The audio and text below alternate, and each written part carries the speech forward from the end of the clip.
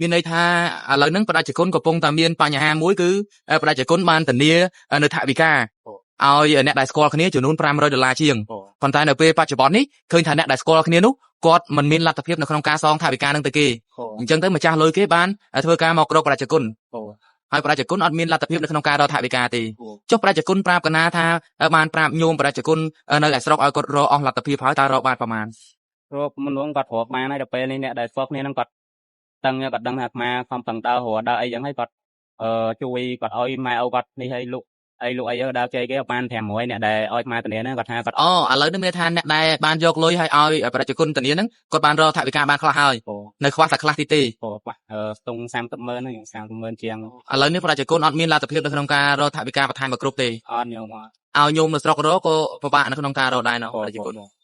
បងប្អូនដូចបានស្ដាប់ហើយប្រជាជនគាត់បានធានាលុយឲ្យអ្នកដែលស្គាល់គ្នាប៉ុន្តែអ្នកស្គាល់គ្នានោះគាត់អត់មានថវិកាអត់មានលទ្ធភាពในការសងហើយអ្នកដែលម្ចាស់លុយគេរកតែប្រជាជនអញ្ចឹងប្រជាជនគាត់អត់សំណុកក្នុងមានន័យថានៅក្នុងចិត្តមួយថ្ងៃសឹងអត់លក់អីបាយចង្ហាន់ក៏ចានអត់ចូលពិបាកព្រោះធម្មតាគាត់ជាប្រសង់គាត់អត់អាចទៅដើររកថវិកាឬមួយក៏ធ្វើការឲ្យបានថវិកាមកទេព្រោះគាត់នៅបួសរៀនប្រសិនបើពុកម៉ែបងប្អូនណាមានសទ្ធាជ្រះថ្លាជួយធ្វើការឧបត្ថម្ភដល់ព្រះអង្គផងព្រះអង្គមានជួអកូនផ្ទាល់ខ្លួនឬមួយក៏ផ្សេងទេអត់ដែលប្រើខ្ញុំអត់ដែលដឹងដែរចុះប្រសិនបើមានបងប្អូនគាត់ចង់ឧបត្ថម្ភទៅដល់ព្រះអង្គតើគួរឧបត្ថម្ភតាមរយៈអី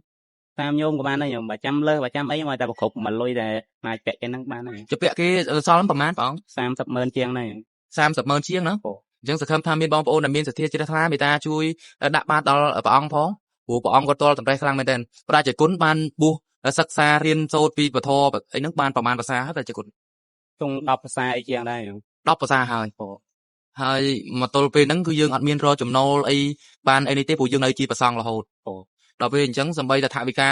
10-20ម៉ឺនហ្នឹងក៏ពិបាកដែរពិបាកសប្តាហ៍ថ្ងៃប្រជាជនគង់នៅវត្តណាដែរប្រជាជនវត្តស្ទឹងមានជ័យវត្តស្ទឹងមានជ័យឥឡូវនេះប្រជាជនចង់ស្នើសុំអីចំពោះព័ត៌មាននេះស្នើសុំឲ្យម្ចាស់លុយគេជួយយកយល់បន្ថយឬមួយក៏កាត់នៅថវិការបៀបម៉េចឬមួយក៏យ៉ាងណាចំពោះព័ត៌មានហ្នឹងគាត់កាត់អស់ខ្ញុំគាត់កាត់អស់ហើយអ្នកដែលខ្ចីហ្នឹងគាត់បានបាញ់ឲ្យគេបាន500ហើយចឹងហើយនៅប៉ះទង30ម៉ឺនអីទៀតហ្នឹងខ្ញុំ30ម៉ឺននិយាយ30ម៉ឺនហ្នឹងខ្ញុំឥឡូវហ្នឹងនៅខ្វះតែ30ម៉ឺនទេហើយ30ម៉ឺនហ្នឹងប្រជាជនអត់មានលទ្ធភាពត្មងអត់ខ្ញុំអត់រកអស់ហើយបងប្អូនណាដែលមានសទ្ធាជ្រះថ្លាអាចជួយនិយាយថាដាក់បាតទៅដល់ប្រជាជនបានទេឥឡូវនេះប្រជាជនបានកំពុងតែខ្វះនៅថវិកាចំនួន30ម៉ឺនរៀលដើម្បីសងជំនួសគេមិនមែនការខ្ចីនេះគាត់ទៅខ្ចីទេគេជាអ្នកខ្ចីតែគាត់អ្នកធានាប៉ុន្តែម្ចាស់លុយគេអត់ដឹងពីអ្នកខ្ចីទេព្រោះអ្នកខ្ចីអត់មានលទ្ធភាពគេមានអាទាពីគាត់អញ្ចឹងទៅគាត់អត់សនុកនៅក្នុងចិត្តទេមានន័យថាសឹងក៏មិនលក់ឆាន់ក៏មិនសូវបានហើយព្រោះគាត់ជាប្រសង់គាត់អត់អាចទៅដើររកលុយធ្វើការអីផ្សេងបានលុយមកទេ10-20ម៉ឺនហ្នឹងគឺច្រើនសម្រាប់គាត់ខ្លាំងមែនទែនព្រោះគាត់ជាអ្នកសិក្សារៀនពីពធអីផ្សេងចឹងទៅអញ្ចឹងសង្ឃឹមថាបងប្អូនដែលមានសទ្ធាជ្រះថ្លាមេត្តាជួយបិណ្ឌបាតដល់ប្រសង់ផងដែលគាត់ជាប្រសង់មួយអង្គគង់នៅវត្តស្ទឹងមានជ័យព្រោះគាត់អស់ជំរឿនមែនទែនមកជួបខ្ញុំបាទមេសារានេះឲ្យពឹងឲ្យផ្សព្វផ្សាយនេះគឺគាត់ថាទាល់ហើយព្រះអង្គមុននឹងដាច់ចិត្តមករកកណាហ្នឹងតើព្រះអង្គបានត្រេះរិះឬមួយក៏គិតប្រហែលថ្ងៃដែរព្រះអង្គគិត3-4យប់ហ្នឹងថាទៅអ្នកណាក៏អត់បានខ្ញុំគិតថាអត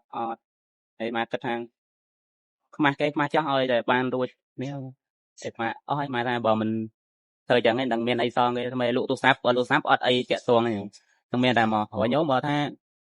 មិនម៉ែលឿនហ្នឹងមិនបើតល់ហ្នឹងឥឡូវបើសិនអាចទេម្ចាស់លុយដែលប្រសង់គាត់បានធានាឲ្យនេះអាចយកយល់ដល់ប្រសង់បានទេព្រោះប្រសង់គាត់អត់ដឹងថាតើត្រូវរកពីណាមកទេទទួលស្គាល់ថាលុយពិបាករកណាស់ប៉ុន្តែពេលខ្លះគាត់មិនមែនជាអ្នកដែលកម្ចីឡើយគាត់គ្រាន់តែធានាឲ្យអ្នកស្គាល់គ្នាតើអាចទេបិណ្ឌបាតឲ្យគាត់ត្រឹមតែ30ម៉ឺនរៀលហ្នឹងឬមួយក៏មានបងប្អូនណាដែលមានសទ្ធាជ្រះថ្លាជួយធ្វើការមានន័យថាផ្ដល់គេថាដាក់បាតដល់គាត់ណាឲ្យគាត់បានថវិកាហ្នឹងយកទៅសងគេព្រោះគាត់អត់សំណុកក្នុងចិត្តទេទៅពាក់គេសឹងក៏មិនបានរិញឆាន់ក៏មិនកើតព្រោះអត់សំណុកក្នុងចិត្តហើយគាត់អត់ដឹងទៅរកថវិកាមកពីណាដើម្បីប្រគ្រប់ឲ្យគេគឺជាករណីដែលព្រះអង្គគាត់ធានាថវិកាឲ្យអ្នកដែលស្គាល់គ្នារាប់អានគ្នាណាហើយដល់ពេលចុងក្រោយអ្នកដែលរាប់អានគ្នាស្គាល់គ្នានោះគាត់អត់មាន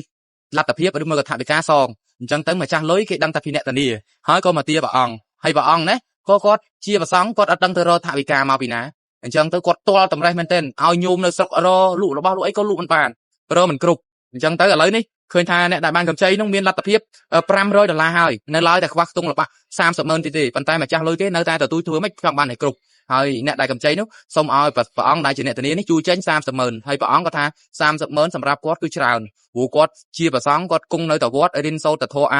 គាត់មានទៅដើររកថវិកាឬមួយក៏ដេញមានការងារបានប្រាក់កម្រៃមកពីណាអញ្ចឹងទៅគាត់ច្រើនមែនទែនហើយគាត់ពិបាកក្នុងចិត្តខ្លាំងណាស់អញ្ចឹងសង្ឃឹមថាបងប្អូនណាដែលមានទឹកចិត្តសទ្ធាជ្រះថ្លាអាចធ្វើការជួយឧបត្ថម្ភឬមួយក៏ហៅថាភាសាព្រះសង្ឃគេហៅថាដាក់បាតដល់ព្រះអង្គដើម្បីឲ្យគាត់មានការគង់ឬមួយក៏សឹងបានឡើងវិញឆានបានកើតអីផ្សេងៗអញ្ចឹងទៅសូមអធិស្ឋានបងប្អូនរាល់ការពាក្យពេចន៍ដែលខ្ញុំនិយាយជាមួយព្រះអង្គខុសឆ្គងត្រង់ប្រការណាមួយដោយសារតែខ្ញុំក៏មិនបានរៀននៅពាក្យពេចន៍អីមួយចំនួនសម្រាប់និយាយមួយព្រះអង្គដែរព្រោះយើងធ្លាប់តែនិយាយលក្ខណៈបែបធម្មតាអញ្ចឹងសម្រាប់ព័ត៌មាននេះខ្ញុំបាទមានសារមិនមានអ្វីច្រើនទេគ្រាន់តែចង់ជម្រាបជូនទៅដល់ពុកម៉ែបងប្អូនតែប៉ុណ្ណេះប្រសិនបើពុកម៉ែបងប្អូនណាមានសទ្ធាជ្រះថ្លាជួយធ្វើការឧបត្ថម្ភដល់ព្រះអង្គផងព្រះអង្គមានជួអកលផ្ទាល់ខ្លួនឬមួយក៏ផ្សេងទេអត់ដែលប្រើខ្ញុំអត់ដែលដឹងដែរចុះប្រសិនបើមានបងប្អូនគាត់ចង់ឧបត្ថម្ភទៅដល់ព្រះអង្គតើគួរឧបត្ថម្ភតាមរយៈអីតាមញោមក៏បានដែរញោមបើចាំលើបើចាំអីមកតែប្រគ្រប់មួយលុយតែអាចពាក់គេហ្នឹងបានដែរจะពាក់គេសល់ប្រហែលបង30,000ជាងដែរ30,000ជាងណាអញ្ចឹងសង្ឃឹមថាមានបងប្អូនដែលមានសទ្ធាជ្រះថ្លាមេត្តាជួយដាក់បាតដល់ព្រះអង្គផងព្រោះព្រះអង្គក៏ទាល់តម្រេះខ្លាំងមែនទែនបងប្អូនជាទីមេត្រីជុំវិញនឹងព័ត៌មាននេះខ្ញុំបាទមានសារមាត់រហ័សសម្លេងត្រង់មិនមានអ្វីច្រើនទេគ្រាន់តែចង់ជម្រាបជូនទៅដល់ពុកម៉ែបងប្អូននិងមហាជនឲ្យបានជ្រាបនិងដឹងជាព័ត៌មានតែប៉ុណ្ណេះខ្ញុំបាទមានសារមាត់រហ័សសម្លេងត្រង់ក៏សូមអរគុណនិងសូមគោរពលា